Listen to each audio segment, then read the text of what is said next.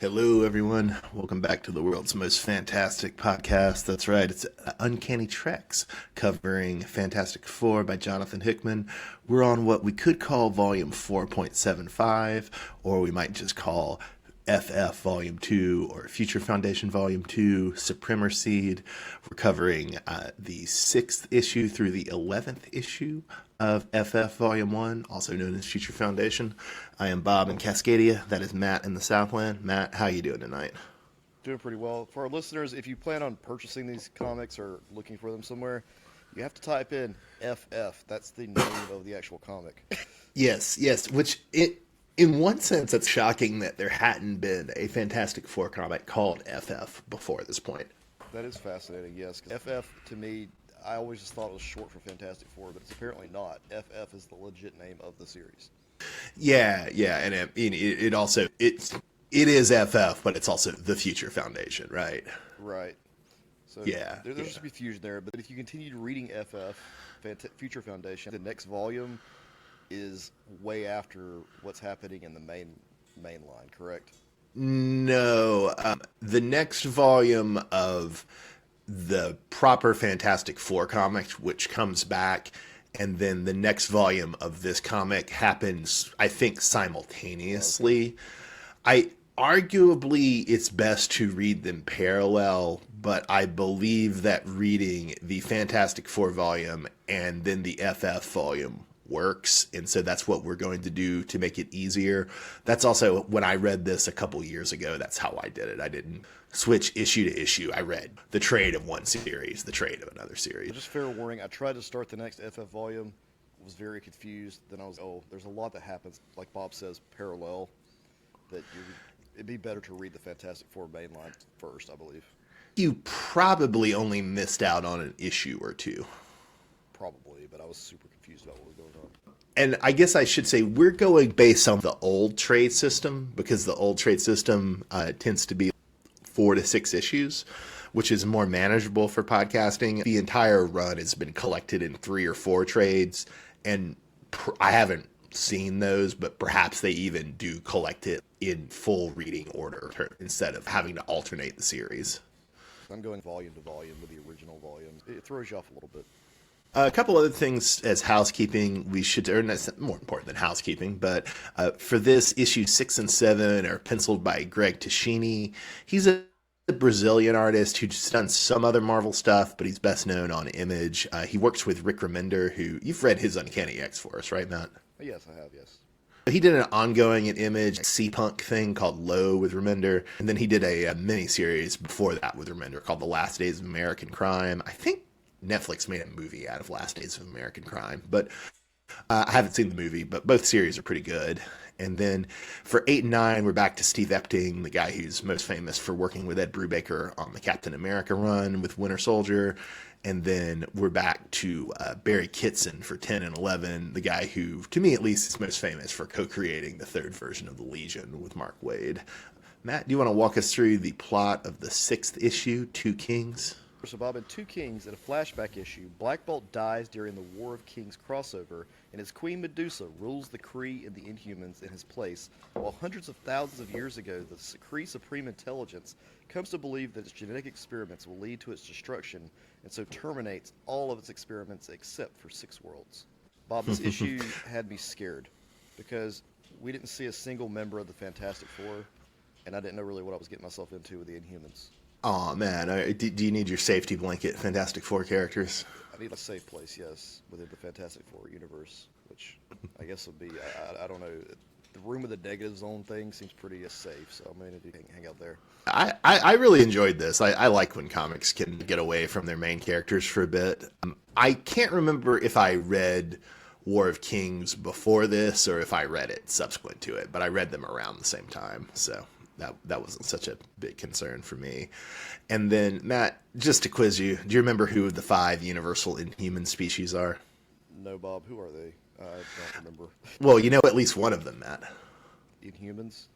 Yes. So we have the Inhumans, and then we have, as I call them, the Insatorians, the Inbadoon, the Inchimelians, and the Dire Straits. So the Centaurians are Yondu from Guardians of the Galaxy.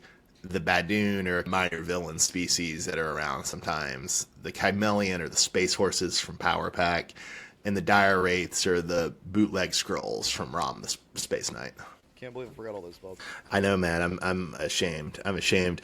Now, Matt, I happen to know that you watched a whole pilot of the Inhuman TV show the other day. Can you at least give me a rundown of the Inhuman royal family? Yeah, Bob. So after reading the first 2 issues of this volume, I needed to learn a little bit about the Inhumans. So I went through, and the first Inhuman I learned about Bob was Black Bolt. He's the king of his own city on the dark side of the moon. Then in continuity before this, the Inhumans had taken over the Kree, although the next issue is going to reset that. But that had happened a few years before this. Well, Black Bolt's powers, he is basically Banshee, but on Omega level steroid. If he says anything, he can destroy the universe or something, so he has to keep his mouth shut. Very good, very good. And you've got a Medusa, who has long hair, but it isn't snakes. But she can control each strand. So, Bob, you want to know how the pilot got away with not having to do a lot of CGI Medusa stuff? Did they have her wearing a turban the whole time? No, Bob, they shaved her head in the first episode. Oh. Was that an aesthetic choice she made, or did the bad guys force that on her? The bad guys forced it on her. First episode. So. I can imagine that would be hard to do. Did they have to dope her? No, they didn't, Bob. So, you said you didn't hate this episode? I'm going to tell you this, Bob. I didn't hate the first episode. Started watching the second episode. Very, very slow-paced. Extremely slow-paced. Which I think is probably the biggest complaint most people had about it. Interesting. I could see that. And then it looks like it was made for ABC. Just the budget wasn't there for such a huge undertaking. Interestingly, I think at least the first episode, and maybe it was the first 2 or 3, got a very limited theatrical release back in the day when they were trying to promote the show. But yeah, the first episode I was okay with. The next episode, I was like, and I probably want to go to the third. Oh, wow. Yeah. All right, who's our next? Our next person, Bob, we have is Crystal, who is essentially Captain Planet. She's sister to Medusa. She can control earth, wind, fire, the elements. Okay, so I have to admit, I didn't know what Crystal's powers were. Or I'd forgotten. So, okay, thanks for that. The biggest thing, though, is she's also Lockjaw's keeper. I think that's more of anything. Oh. All right, then you've got Gorgon, Bob. He's got bull legs. But what do those bull legs do, Matt? They cause earthquakes. Very good, very good. Yeah. Then you've got Karnak, who is this martial arts expert, and he can sense weak points. So he's got that video game power where he can tell you where to go next because he can see where to go next visually. No, that's good. That's good. There've actually been 2 good Inhuman solo series. There's a good Black Bolt solo series by Saladin Ahmed and Christian Ward. And then there's a good Karnak solo series by Warren Ellis, and I forget the artist. Maybe Weather Del Orta, but maybe not. But those are the only 2 I think I can remember having good solo series. Yeah, then you had Triton, Bob, who is this Aquaman. Yeah, definitely the lamest, wouldn't you agree? Yes, definitely the lamest. Then you have Maximus the Mad, who's just this really smart guy. I don't think he has any actual powers that I'm aware of, and I know in the series, in the first episode, they were setting him up to be the bad guy. Yeah, he's always the bad guy, pretty much, or he's at best he's the unreliable ally. If I remember right, he's either Black Bolt's brother or half brother, and he's always seeking to betray Black Bolt and take the throne. And then, last but not least, Bob, you have the most important character, Lockjaw, who's this big dog that can teleport people where he needs them to go. And ironically, Lockjaw probably has the most exposure in the Marvel Universe because he's tight with Ms. Marvel, he's tight with The Thing, sometimes he leads the Pet Avengers. One of my favorite moments in recent Marvel comics is when, you know who Beta Ray Bill is, Matt? Oh yeah, the guy looks like Thor, but is not Thor. Yeah, the space horse who is Thor, although I should hasten to add, he's not a Chimelian, he's a different species. But the space horse who's Thor, there's a great Marvel Cosmic series we might read at some point, and Beta Ray Bill shows up, and he really hypes up his friends by being, don't worry, I'm more bound to a powerful ally. And then Lockjaw shows up. It's great. So, Bob, there you have the Inhumans, which, did I leave any out? I don't think I did. There's a lot of other ones, but no, you hit the main one, the royal family one. Frankly, even though I've read or skimmed every Inhumans comic. I don't really know any others. So I will say the Inhumans have been very poorly served as stars in their own series. I think the only good ones are, I don't even like the original Jack Kirby solo Inhuman stuff, and I like almost everything Kirby did, but I don't really care for that. I think those two solo series I mentioned, and then Donny Cates did a recent Inhuman series that was pretty good, a mini-series. But other than that, I don't think they've ever been good in a solo thing. Makes sense, yeah. I really had never heard of them at all, period, other than through this, and I knew there was a show at one point, and they were going to bring them in as possible mutants because Marvel didn't have rights to X-Men. Yeah, and they even tried to do that with Inhumans versus X-Men in the comics, which was a terrible story. Bad for the Inhumans, bad for the X-Men, bad all around. And then there was that whole spate for a while where every new character was an Inhuman. So Miss Marvel was an Inhuman, Moon Girl was an Inhuman, a few others whom I forget, but that's dried out, right? Where now we're saying Miss Marvel is a mutant and an Inhuman. Yeah, Miss Marvel is a little bit of everything, I think. Yeah. That's all right. All right, Matt. So a very important question to pose to you. Is Kree Destined an amazing pun?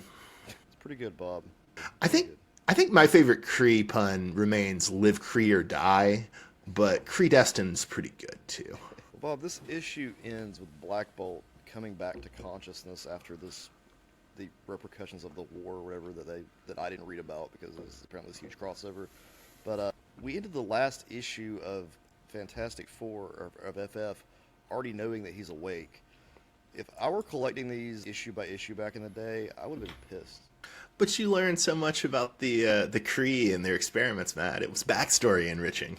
It was lots of fun learning about Supremor as he collected information into his giant-ass brain or whatever until he got to, 98% or something and gave up and said, no, I'm good. I mean, I like to think Supremor is interesting, but maybe I'm alone on that. So, moving ahead to number 7, speaking of Supremor, it's Supremor Seed. Matt, do you want to walk us through the plot to that? Supremor Seed. So, Lockjaw frees Black Bolt, who returns to the Kree throne, only to immediately delegate or abdicate. Lockjaw frees Black Bolt, who returns to the Kree throne, only to immediately delegate or abdicate the throne to Ronan the Accuser. The Inhuman royal family returns to Adelan on Earth's moon and to Black Bolt's 4 other wives, while Crystal remains with her husband and the new Kree regent, Ronan.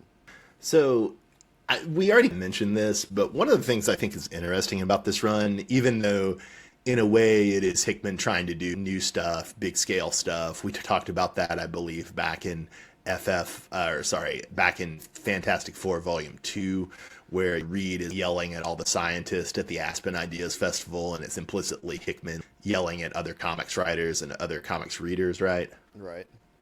But for all that, and I mean, I do think this does a lot of interesting stuff. Hickman does spend a lot of the run resetting stuff back to their original state, right? You got to restore Doctor Doom after Fall of the Hulks. You got to get the Inhumans severed from the Kree and put them in new form, and a new form with the Universal Inhumans, although it's pretty similar to their original form. You have to get rid of New World entirely. And so even though the Future Foundation and the Inhumans are a little bit changed, and Atlantis is, at least at this point, is radically changed, it's interesting that there is such a reset orientation to this run. Yeah, but do we really need brain damage Dr. Doom, Bob? I haven't read Fall of the Hulks, Matt. Maybe it's good. I don't know. I won't, but maybe it's good. Right. Do we understand anything about New World? No. Yeah, so I was glad it was gone. And then, Me too. With the Inhumans, I mean, yeah, I'm sure there was a big thing with the Kree War, but we got to get them back to the moon, Bob. I don't know. The whole family on the moon. I'm conflicted about that because I did like this era of Cosmic Marvel where you had the Kree and the Shi'ar and the Skrull and Annihilus all facing down, and you had the Inhumans in charge of the Kree. But then the Kree do have interesting characters like Ronan and the Supreme Intelligence. At least I think they're interesting. So it's also interesting to have them not beholden to the Inhumans. So I could see arguments either way. All right, Matt, I've got another task for you. Can you rank Black Bolt's non-Medusa wives in order of hotness? All right, Bob. So we do find out that Black Bolt has a total of 5 wives. And if I had to rank the wives in order of hotness, I would first go with Queen Aladi Ko Eka. She is definitely DTF, Bob, since her first words to the new king are, if you are able, we will have sons. Very nice. She's also green, and she has that Orion slave girl look to her, so, yeah.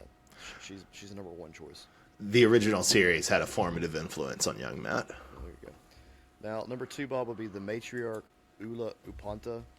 She's this bluish character. She's elven looking. The red fin that sticks out of her head, is that part of their anatomy? It's not a costume, Yes, because right? Yondu has that too. She's a Centaurian. So gives you those slight. She gives you those slight Omak and Avatar vibes.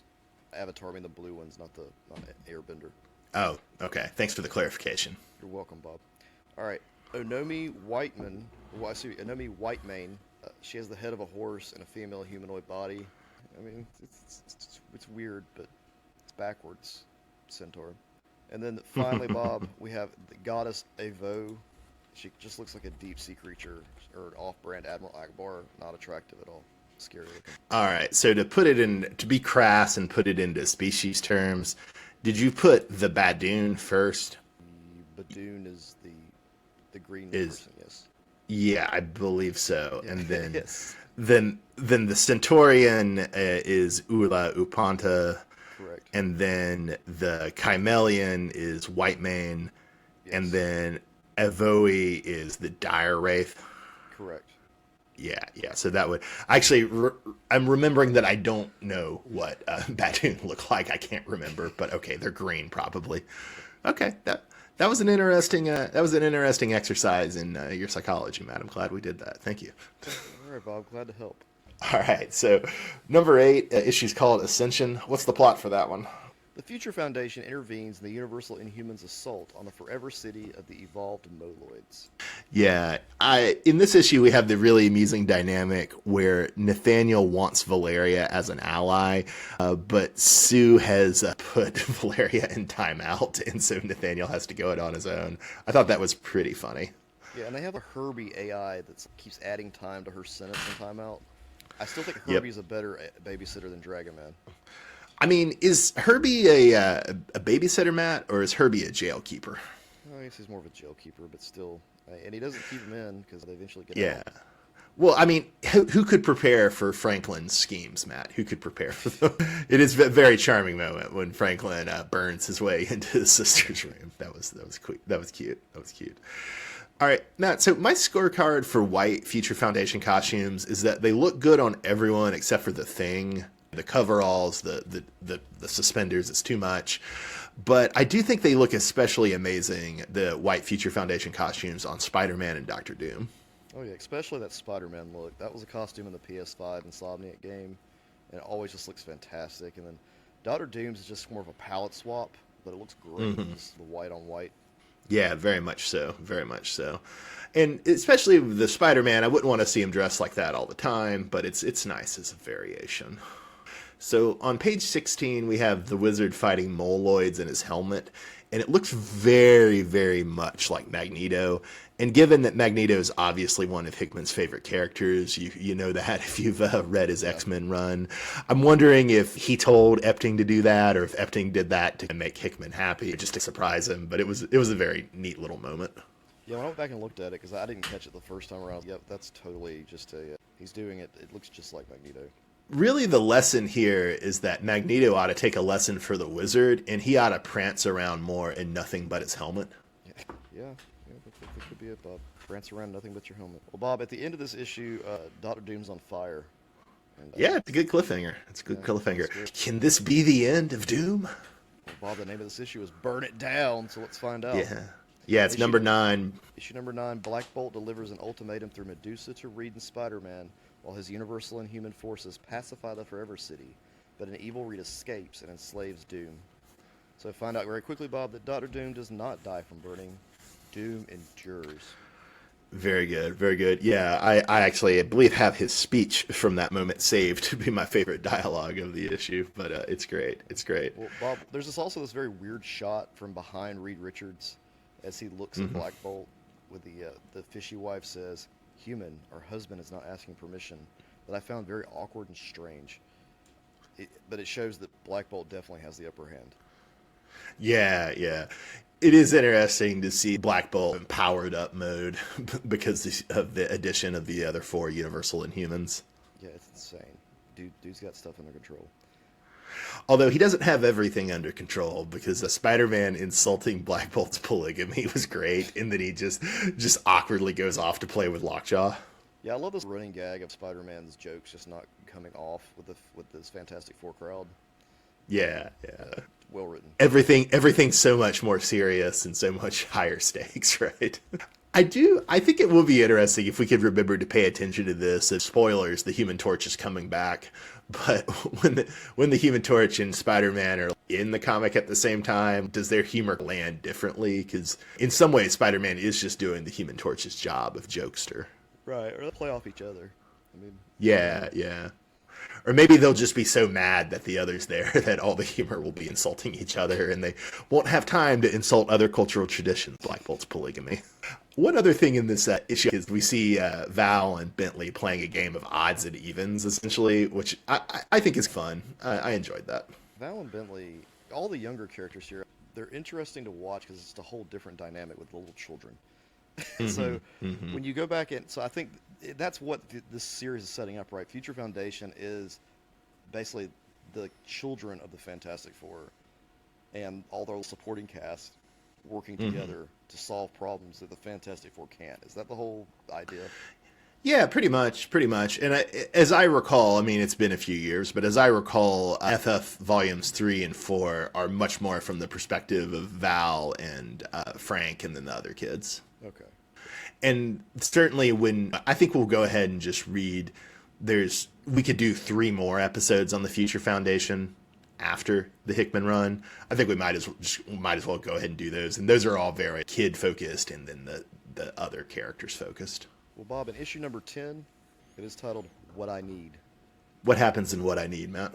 So we have a mostly relationship-focused issue here. We have Reed and Sue, Reed and Ben, Ronan the Accuser and Crystal, enslaving Reed and Doom, and enslaving Reed and Nathaniel. Yeah, a lot of feelings get aired in this one, Matt. A lot of feelings. I will say one of my favorite tropes in comics is when one character makes absurd pronouncements to the other character as a sign of love. So here it's Ronan being a romantic for his wife Crystal. He tells her, "For you, I will burn out suns and break worlds. We will see magnificent things." I thought that was nice. We also see Reed help Sue with her pruning by stretching his arm out in the scene, Bob, and very reminiscent to me of what I remember of Fantastic Four, where their powers were really on display. Sometimes I forget Reed Richards even has stretchy powers in these issues that we've been reading because he doesn't really. You just don't see him use them. Same with Sue and her invisibility. You see her use her force field more so than you do her actual invisibility power. So many years of comics where they were just announcing, "How can I fix this? Oh, I know what I'll do. I'll flatten myself and make a trampoline." Or Sue is, "Now that I'm invisible, no one can see me and I can sneak in and do this." You've seen all those stories. So what Hickman's doing is he's making the powers not even just something that's just second nature, not something that's really something to look to be a spectacle about. There's so much interesting to look at. I think that's an astute observation. Although it's interesting that because of just the Thing and the Human Torch, you can never really do that with them, right? Their powers are much more manifest and obvious. I actually think it predates Hickman. I think since John Byrne, and I don't like John Byrne, but I think this is one thing you have to give him credit for. He really was the one to start emphasizing the force field component of Invisible Woman's powers. Now, granted, they were always there, but I think he emphasized it more and pointed out with her force fields, which, as you point out in the notes, essentially are basically a form of telekinesis. It makes her potentially the most powerful member of the team. So I think that's been more her case since the 80s and the Byrne run. And then with Reed, you're absolutely right that you almost forget he has the stretching powers. And that also goes back to the Mark Waid run. At least in my memory, I'd have to go back and look. But I think from the Mark Waid run up, it both makes Mr. Fantastic the protagonist of the book usually, under the thinking that, okay, he's the sharpest guy, so the challenge has to be something that he can't easily think his way out of. And it also, it does tend to orient the book towards overcoming Mr. Fantastic's intelligence rather than just being a test of the physical strength of the 4 characters, if that makes sense. That does make sense, yeah. And I've just noticed that more so with what we've been reading here because... And I think you see the same thing with the X-Men. Sometimes you forget which characters don't even use their powers for issues, going on issues. I forget Yeah. Bishop sometimes even has powers because we never really see him using that often. Well, and they're also so generic, and he always has a gun. So Yeah, exactly. Yeah, but you get the idea. Well, so are the Fantastic Four's powers. I mean, come on, they're not. super strong, They're stretchy. They can- I would say they're basic, but they're not generic. yeah, Bishops are just energy powers, which is I think those are especially generic. all right, Bob. So let's talk about poor Doctor Doom here. Yeah, yeah. So we see the Reed that enslaved Doom get very angry that our Reed's Nathaniel is the only survivor of the Kill Nathaniel game. So he's angry that his dad is dead. I mean, it's also just very funny to see him taking that out on Doom by enslaving our Doom. Very sad. It's pretty sad. Poor Doctor Doom just can't catch a damn break. Joins the Fantastic Four, gets enslaved. All right. So, Bob, in the last issue, Reed, Spider-Man, and Nathaniel use a portal that takes them where they are needed. Okay, because apparently this portal, some portals can take you where you're needed, and some portals can take you where you are either where you desire to go. So, in this issue, Reed wound up with Sue. Nathaniel ended up with Techno-Arm, Reed, and Prisoner Doom, and we don't know why yet. Okay, and then Spider-Man appeared with a thing where we get this apology from Reed.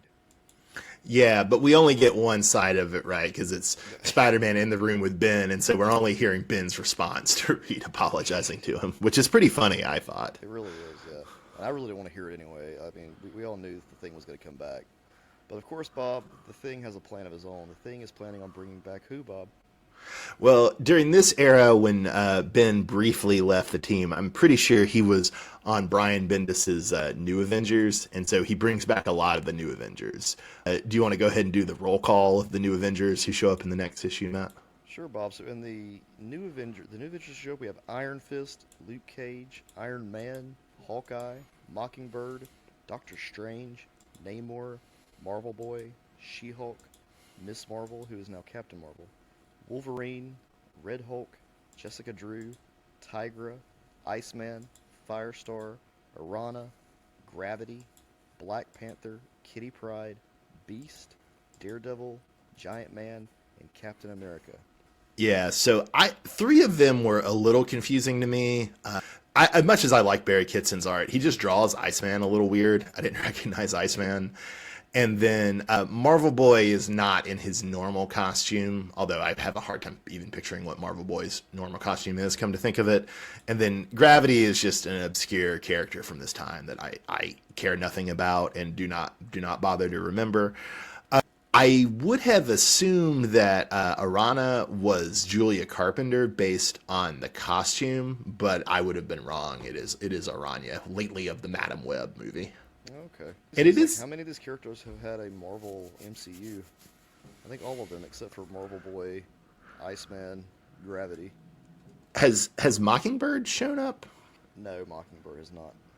Mockingbird and unless Jessica Firestar hasn't either. Red Hulk hasn't, I don't think. No, Red Hulk hasn't either. No. And I don't think Jessica Drew has. I mean, she had her cartoon back in the day, but Yeah, she hasn't. Okay, so there's a couple. and then that still... did you say Tigra? No, Tiger hasn't made it. Yeah, Tiger hasn't made it. Yeah. So there's a few here that don't have Marvel MCU counterparts. Yeah, and I will say just the She-Hulk tormenting Ben during Reed's presentation is pretty funny. It amused me. Yeah, this final issue, Bob, was just all build up. Yeah, it was. I guess we should go ahead and do the plot for it. So the final issue is number 11, Intelligence. Matt, what happens in Intelligence? So Ronan and Crystal attack Attilan to free two evil Reeds and to sacrifice them to the Supremor Seed to recreate the Kree Supreme Intelligence. So Matt, were you happy with the cliffhanger that this was all build up to? I mean, I guess so. So does this new Kree Supreme Intelligence, it has the mind of two Reed Richards? So I can't remember if this ever gets any more specific, but my interpretation is that it's just the minds of the two Reeds are just the building blocks. It's the same supreme intelligence it ever is. They just needed a certain amount of raw brain power as a jump start. Does that make sense? Yeah, so we're not gonna. So there's no significance that it was two of them and not just one. Okay. I don't think so. No. Okay. Yeah. Well, so Bob, this issue was a lot of just build up to what I guess what's going to happen next in the next volume, which I guess goes back to the Fantastic Four the main run. Yeah, next time we're going to discuss number 600, which I think is an extra-sized issue, through 604. That would be Fantastic Four Volume 5 in the old trades. I'll say that again at the end, but number 600 to 604. So, Matt, before we get to the end, what was your favorite visual of these 5 or 6 issues? So in issue number 9, Bob, on page 16, Doom getting tricked and collared by one of the Reeds was very entertaining. The Reed throws up a hologram. Doctor Doom thinks it's him, goes for it, and then just snaps the collar around his neck. I just thought it was the way it was shown was well played out. It was scripted correctly. I liked it. Also, in the final issue, where you see one of the obelisks that the cult of the Negative Zone has planted, it was in the middle of a fast food kitchen, which I thought was very weird. Oh yeah, I'm glad you called that out, and that does seem to be something interesting. I don't think this is another Negative Zone appearances in comics by other people, but in Hickman, he always has the Negative Zone being sinisterly in normal things in life, a fast food kitchen or a nightclub, right? Yeah. So my favorite visual was issue number 8, page 18.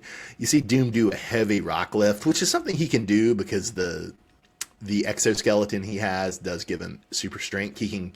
The Thing is stronger, but Doom can go one-on-one with him if he needs to. So it's nice to see that. And then the very next page, we see him pimp slap one of the Reeds, and that was a very cool visual. And then the page after that, we see him betrayed and burnt by Diablo. Just a nice 1, 2, 3 punch all in a row. We like our Doctor Doom, guys. We do. He's great, man. He's great. So what was your favorite dialogue, Matt? So in issue number 9, I believe it is, the Mole Man screams, "Farewell, I hope they prolong your passing. Death is too good for any Richards." Jumps Nice. into a giant dinosaur's mouth. And then we already sort of talked about mine. It's number 9, Doom monologuing after Diablo torches. "Fire? You tried to kill me with fire? Folly. I've burned before. The world be damned. Doom endures." And I believe that is a reference to the fact that Doom has literally been to hell a couple of times. Oh, okay. Wow. Well, Bob, my favorite character we didn't talk much about, but I'm going to give it to Ronan the Accuser. I never thought I'd really care about Ronan the Accuser, but he has a really decent side plot in this entire volume. Enjoyed that part. Oh man, I'm glad you liked Ronan the Accuser. He's one of my favorites too. So I'm pleased. I expected you would just think he was boring like his boss, the Supreme Intelligence. He's actually interesting. That is one of the things I get I generally think the Guardians of the Galaxy are some of the only good Marvel movies, but I'm a little sore that the first Guardians of the Galaxy movie just made Ronan a one-note villain, right? There's so much more to him, at least in this era of comics. There's so much more to him. All right, so my favorite character, I would say Val. We didn't talk much about her stuff in these issues, but she really holds the volume together. And Bob, my favorite issue was issue number 10. Yeah, me too. I'm a weepy sentimentalist. What can I say? Yeah, it was a really good issue. Very interesting with just the parallels between each character going to where they're needed and then why they're needed there. I thought that was just interesting. Yeah. Good stuff. All right, so this has been Fantastic Four by Hickman, volume 4.75, for those keeping track at home. Next time, we'll see you to talk about Fantastic Four by Hickman, volume 5. We'll talk about issues number 600 through 604. Looking forward to it. This has been Uncanny Treks. I am Bob in Cascadia. That's Matt in the Southland. Have a great night, everyone. Thanks for listening.